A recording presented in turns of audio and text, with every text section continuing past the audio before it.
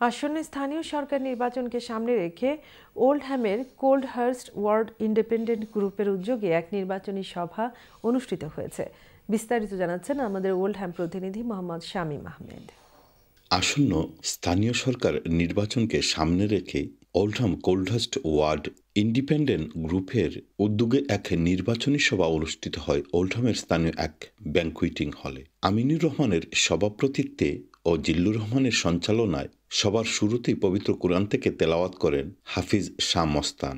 এতে উপস্থিত ছিলেন কাউন্সিলর মমতাজ আলী আজাদ, প্রফেসর আব্দুল হান্নান, প্রভাষক মহসিন চৌধুরী, আব্দুল আজিজ, আফসার শামীম, আব্দুল আলী, আখলিস মিয়া, আব্দুল মালিক, শাহ কাইয়ুম, জুনেদ হোসেন চৌধুরী সহ আরও অনেকেই।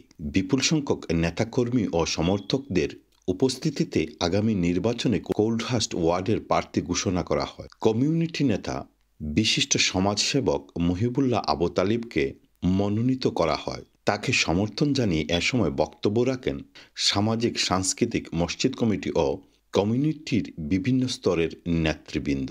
তারা বলেন, তিনি দীর্ঘদিন থেকে কোল্ডহার্স্ট ওয়ার্ডে বসবাস করে আসছেন। মসজিদ, মাদ্রাসা ও সামাজিক সংগঠনের সাথে তিনি জড়িত এবং কমিউনিটিতে সুপরিচিত।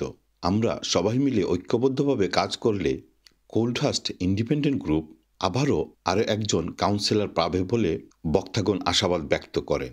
Mohammad Shamim Ahmed, channel S news, Oldham.